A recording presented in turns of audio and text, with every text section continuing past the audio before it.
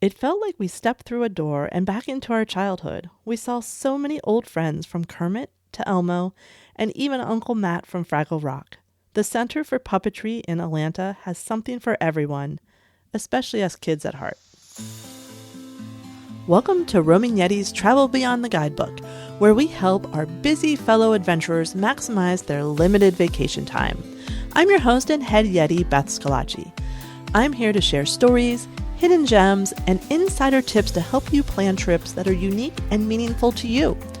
In each episode, I delve into the world of pop culture destinations, theme parks, roadside attractions, and nostalgic locations. And you know what? We're uncovering their secrets and backstories. Are you ready? Let's roam! Welcome to this week's episode. Today, I will share our stop at the Center for Puppetry Arts in Atlanta, Georgia with you. I'll share a little puppet history, some of our favorite parts of the museum, and some things you need to know before you go. After this episode, you should know whether this goes on your to-visit list or not. Last year, I did a Atlanta Insider episode with Sean, and she shared so much wonderful information. You can still find that interview on our website at theroamingyeti.com. And I knew we were going to pass by Atlanta on our way to Florida. So I looked and thought about all the amazing suggestions she had. And to me, this was the best one, given sort of our time that we had to stop. Plus, I saw there was a special holiday exhibit, and well, that sealed the deal for me. So are you ready to check out the Center for Puppetry Arts? Let's roam. So, as usual, I'm going to start with a little history lesson on the Center for Puppetry Arts.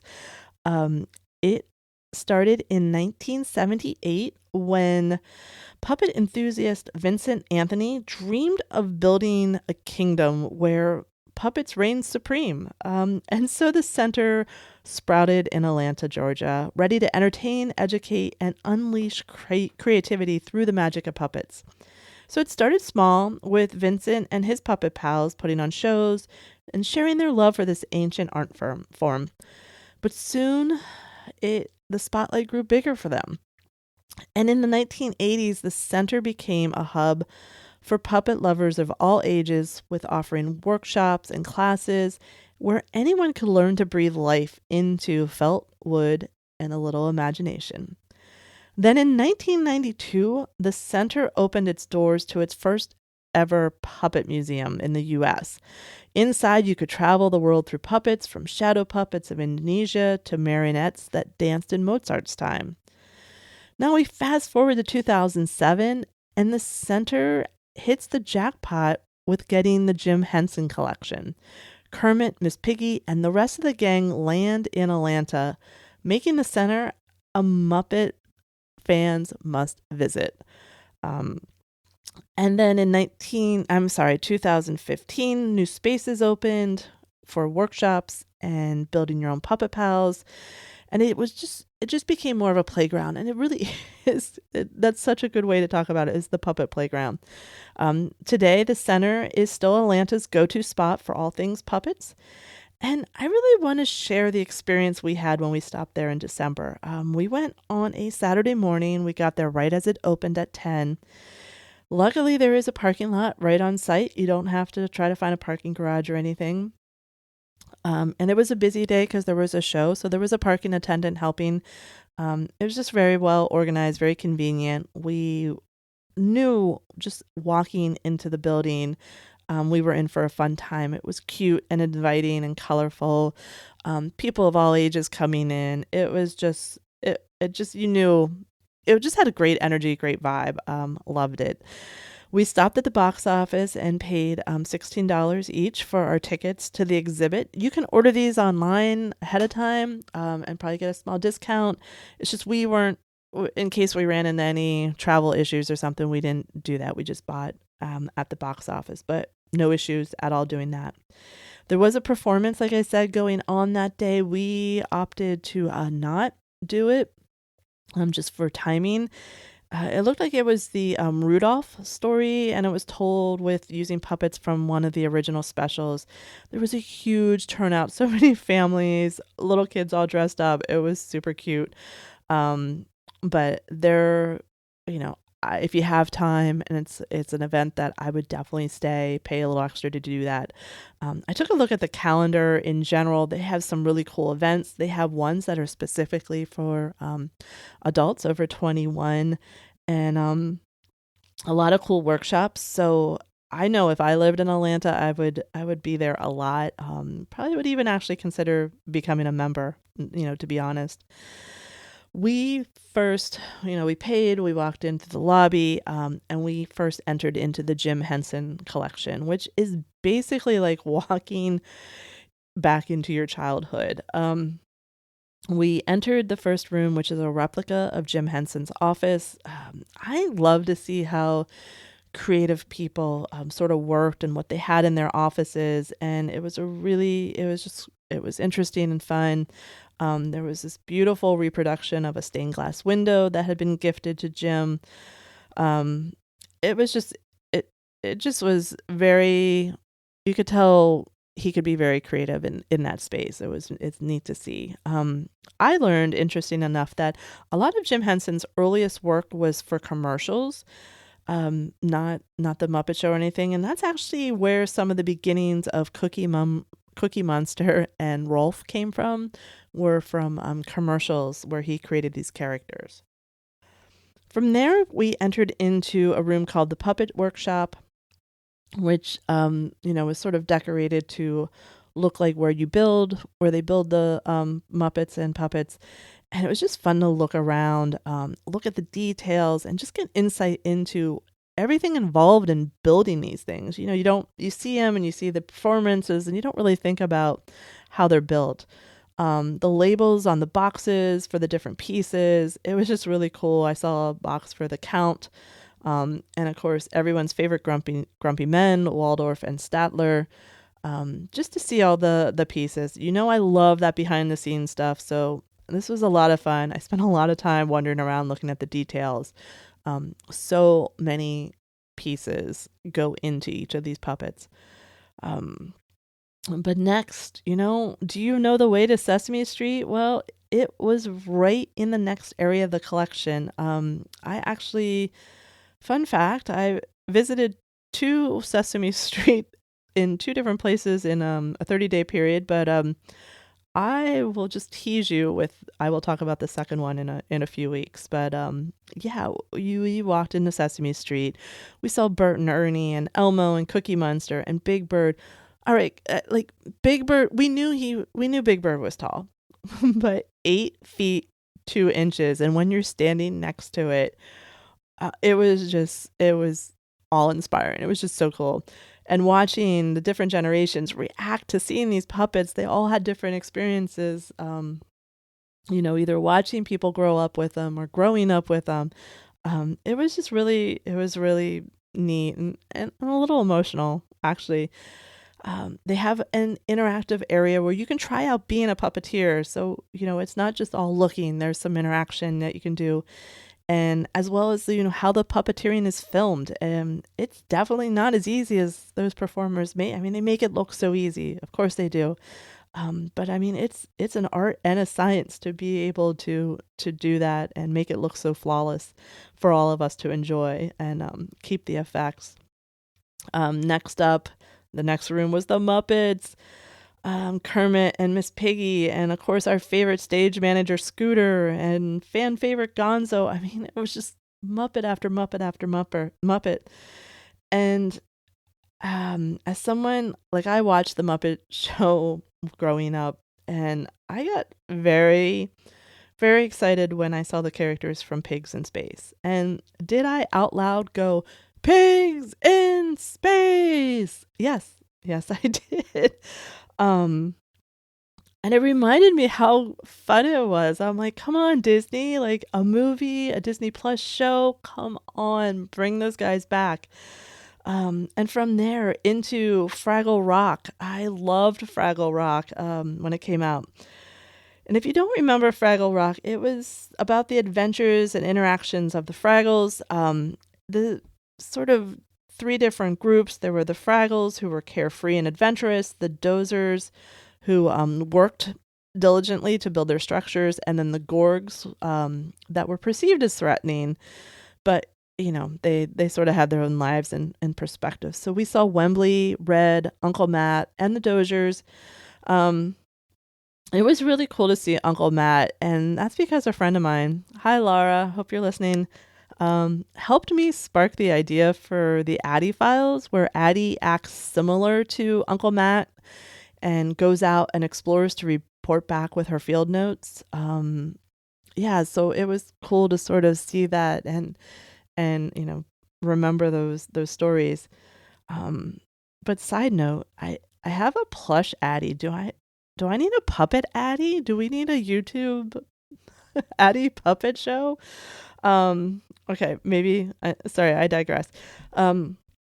Also in this area in the Jim Henson collection was, puppets from Dark Crystal and Labyrinth and some other fun ones from some commercials. And it just was like so impressive to see the details. And I don't know why. Like, of course I know they're sophisticated and complex, but again, you don't think of everything that goes into it, because I think you almost think of some of these characters as people, because they have such ranges of emotion and the performers are so good with them. So it was just really, really cool. And I just can't imagine how long it takes some of them to be built and to maintain all that fur and fleece.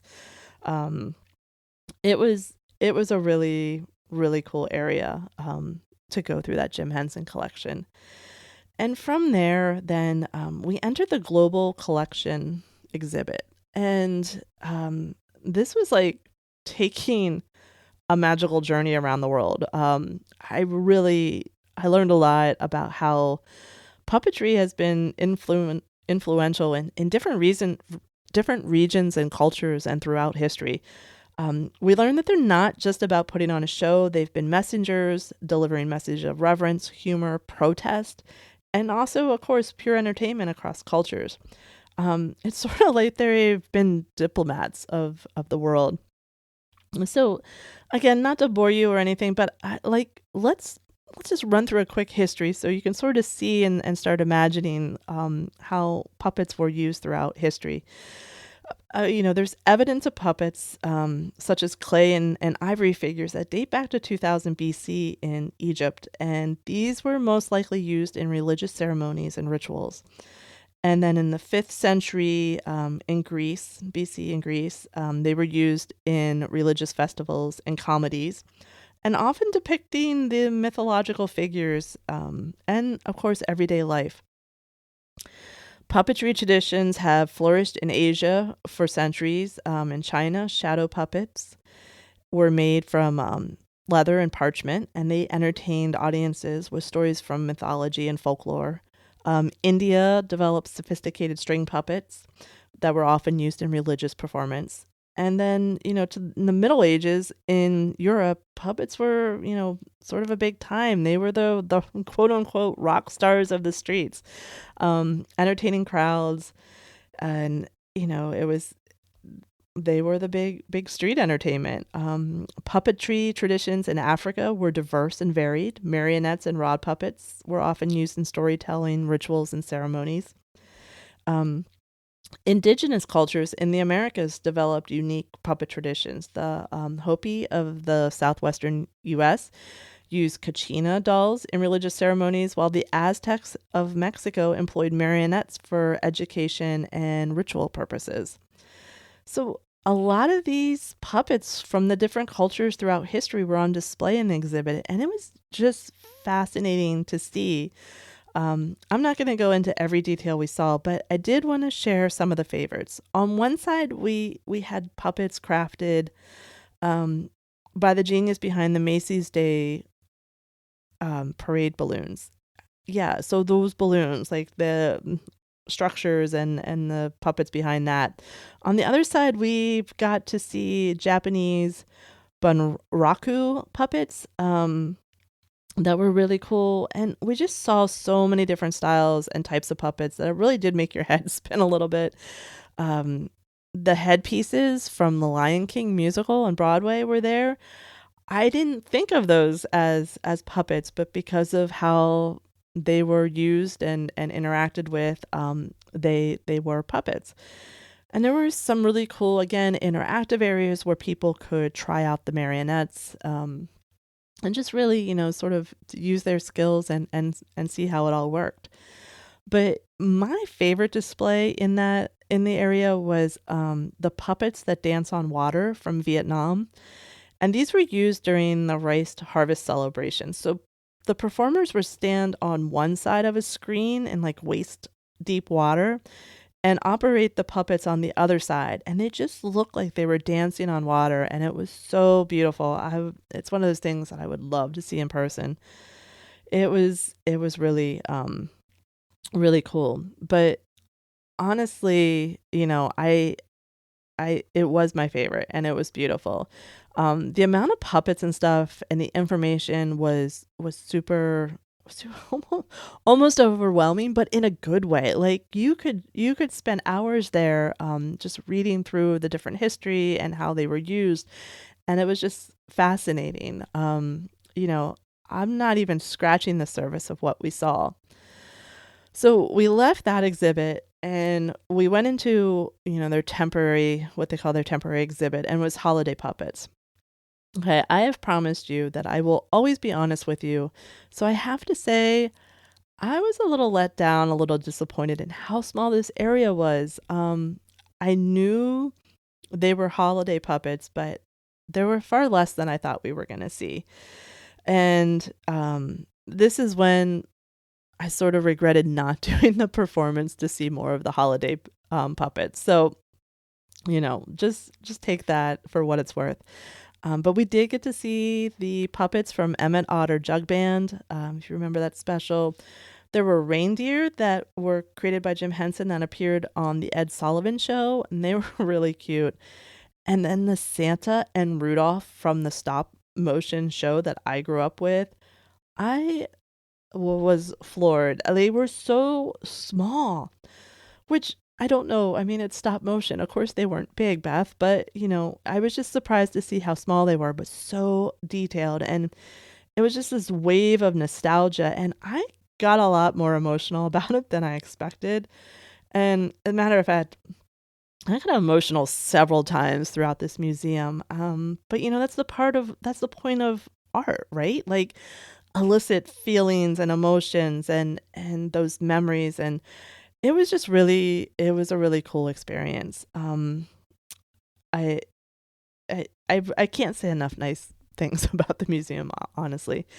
Um, Here, I do want to give you a few before you go details. The museum is closed on Mondays, according to their website. I'm sure that's subject to change, so please keep that in mind.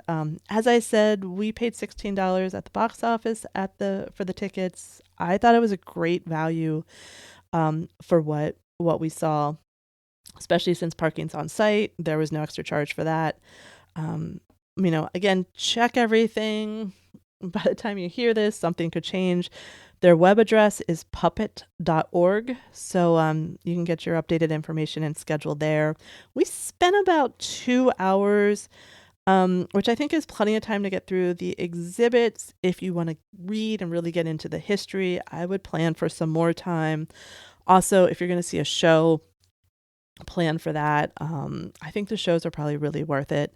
Again, it's sort of a regret, but I'm definitely going to check it out next time we're in Atlanta. I personally would add this to your to visit list if you're going to be in Atlanta, especially if you're a fan of Jim Henson and even puppets in general. It's such a little gem, if you live in Atlanta and you could go back for all the events and workshops. Like, again, I could work on that Addie puppet. I don't know.